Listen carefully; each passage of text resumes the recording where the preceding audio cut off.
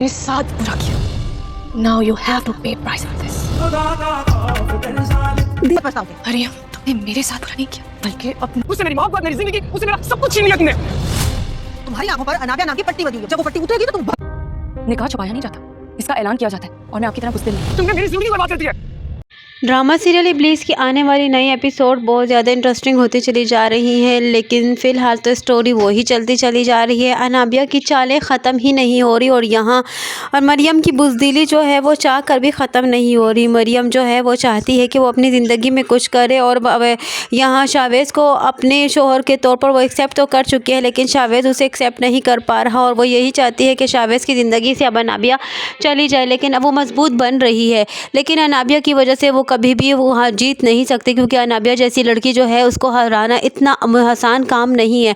उसने अनाबिया को कह तो दिया है, बता तो दिया है कि वो उसकी शावेज़ की बीवी है, लेकिन यहाँ शावेज़ जब घर वापस आता है तो वो बहुत ज़्यादा मरियम को डांटता है और उसे कहता है कि तुम बहुत ज़्यादा गुनी हो, तुम्हारी असली चेहरा जो है वो मेरे माँ बाप नहीं देख रहे हैं, तुम्हारा असली चेहरा मैंने देख लिया है। लेकिन खुद ही अंधा बना हुआ है, उसको तो हकीकी चेहरा अनाबिया का नज़र नहीं आ रहा है। न जाने अनाबिया की मोहब्बत की आंखों की पट्टी उसके ऊपर ऐसी बन चुकी है कि उसे तो अनाबिया की हकीकत नज़र नहीं आ रही, उसे अच्छा बुरा कुछ नज़र ही नहीं आ रहा। वो घर आता है तो मरियम पर बहुत भड़कता है और उसे कहता है कि तुम्हारी वजह से मेरी सारी ज़िंदगी बर्बाद हो चुकी है, मेरी मोहब्बत मुझसे दूर जा चुकी है, तुमने मेरी ज़िंदगी का सुकून चैन सब कुछ बर्बाद कर कर रख दिया है।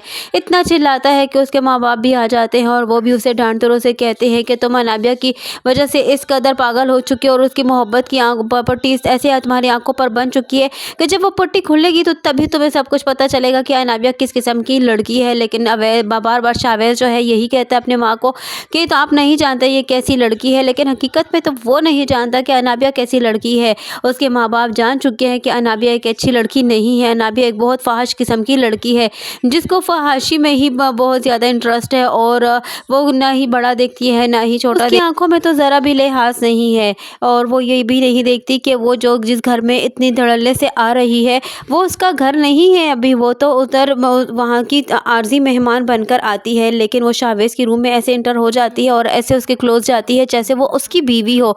यहाँ तो क्यों उसके माँ बाप भी उसको देखकर शर्मिंदा से हो जाते हैं, लेकिन वो खामोश है सिर्फ और सिर्फ शावेज़ की वजह से।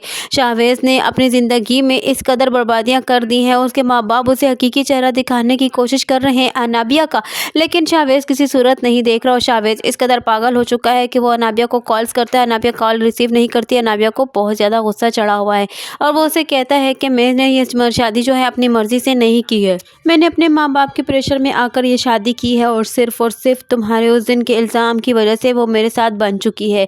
अब यहाँ पे अनाबिया को पछतावा होगा कि उसने कितना बड़ा अपने साथ काम ख़राब कर दिया है कि जिस शावेज़ को हासिल करने के लिए उसने इतने जतन किए थे, आज वही शावेज़ उससे दूर जा रहा है।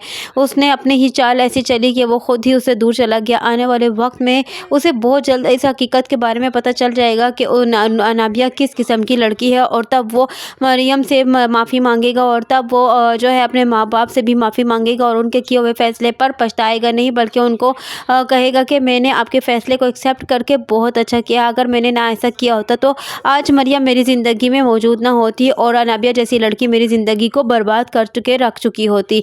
लेकिन न जाने वो वक्त ऐसा कब आएगा जब अनाबिया की हकीकी चेहरा जो है वो शावेज़ के सामने खुलकर आएगा। अभी तो फ़िलहाल वो मसरूफ़ है और बहुत ही ज़्यादा पागल हो चुके हैं उसकी मोहब्बत में। उसे ऐसा लगता है कि मरियम की उसकी ज़िंदगी में आ जाने से उसकी ज़िंदगी बर्बाद होकर रह चुकी है।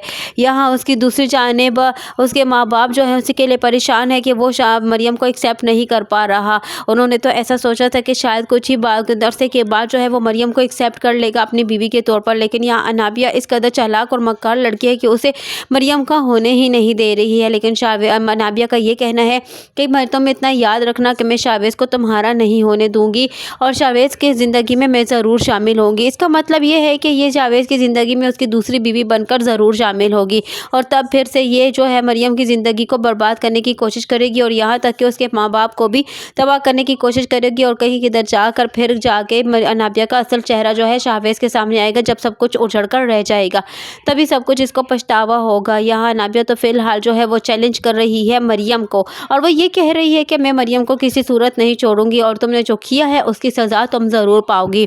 यहाँ मरियम को वो बहुत ज़्यादा कोस रही है, लेकिन नहीं जानती कि मरियम का घर ख़राब करने वाली मरियम तो अपने घर में सुकून से रह रही थी, मरियम की तो शादी हो चुकी थी, लेकिन वहीं पर उसी ने तो इतना ऐसा किया कि आखिरकार अवैस ने उसे तलाक देकर घर से निकाल दिया।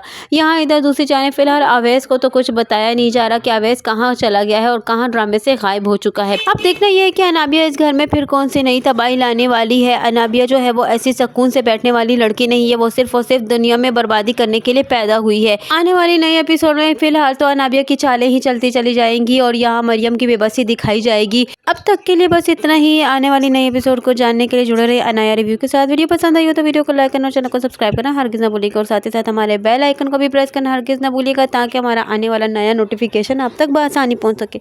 और अगर आप इस ड्रामे के अलावा किसी दूसरे ड्रामे की स्टोरी या प्रोमो सुनना चाहते हैं तो आप हमें कमेंट बॉक्स में लिखकर ज़रूर बताइए।